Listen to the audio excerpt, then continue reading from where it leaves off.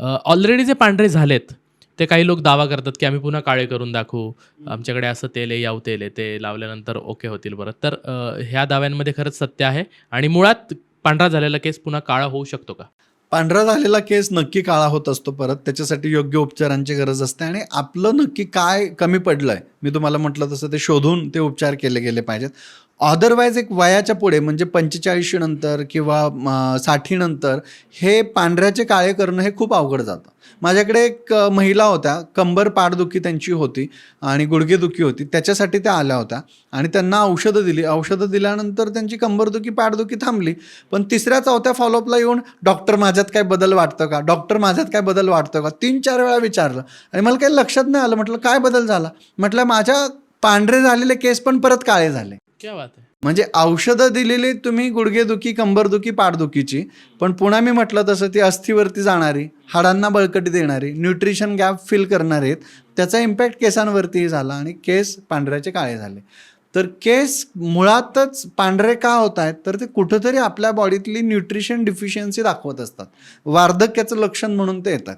आपण आपल्या बॉडीला न्यूट्रिशनचा सप्लाय व्यवस्थित सुरू केला की पुन्हा ते काळे होतात. अच्छा. केस पांढरे होणे म्हणजे वार्धक्याचं लक्षण, म्हणजे त्याचा बाकीच्या अवयवांवर पण परिणाम होतोय असं काही बॉडी साईन दाखवते? 100%. मी तुम्हाला म्हटलं ना, आयुर्वेदातली दर्शन परीक्षाच ही केस आणि त्वचा पाहून होते. ओ. तुम्ही पुढच्या एखाद्या व्यक्तीचं वय कसं ठरवता, किंवा आज फेसबुकवरती, AI वरती, तुमच्या त्या रेडमीच्या फोनवरती नुसतं तुम्ही सेल्फी ऑन केला तरी तुमचं एज दिसतं. हो. एज कशावरून ठरवलं जातं? तुम्ही केसांना कलर करा आणि रेडमीच्या अच्छा, हां, फोनच्या समोर थांबा, तो बघा तुमचं एज कसं वाढवून दाखवतोय. ओके.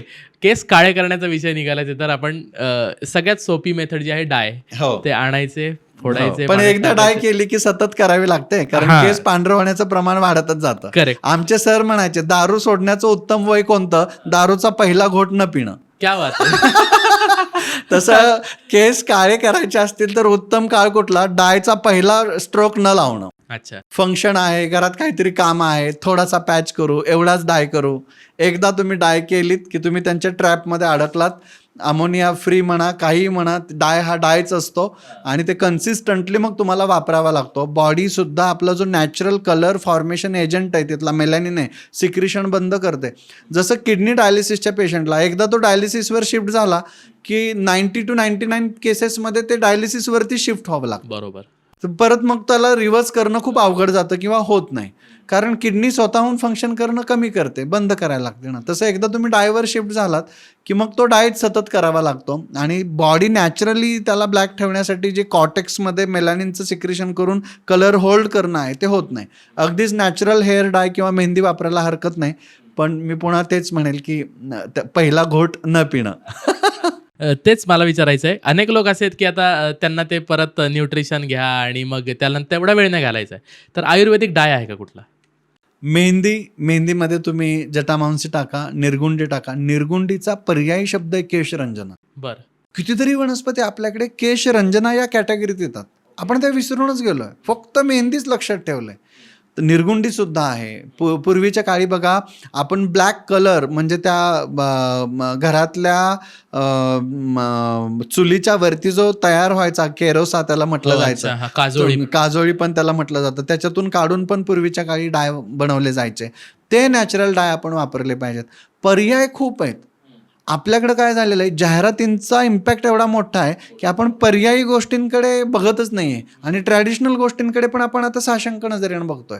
तर कारण आजी नाही आहे ना, आता आजीच जीन पॅन्टमध्ये आहे. करेक्ट. ओके, ती ब्लॅक अँड पायपर लुक घेऊन येते आणि तिला ते भारीच वाटत आहे. त्यामुळे ते चेंजेस होत राहणार आहेत. ट्रेंड असतात मार्केटमधले, कधी ब्लॅकचा ट्रेंड असणार आहे, कधी व्हाईटचा ट्रेंड असणार आहे, कधी ब्लॅक अँड व्हाईटचा ट्रेंड असणार आहे.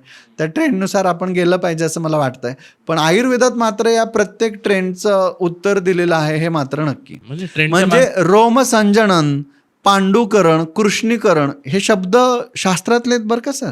बरं. हां, सुश्रुताचार्यांचे शब्द वापरतोय मी, ज्याच्यात कृष्णीकरण म्हणजे काळं करणं, पांडुकरण म्हणजे पांढरं करणं, म्हणजे काळ्याचं पांढरं करायचं, पांढऱ्याचं काळं करायचं, अशी औषध आणि लेप देऊन ठेवलेले आहेत.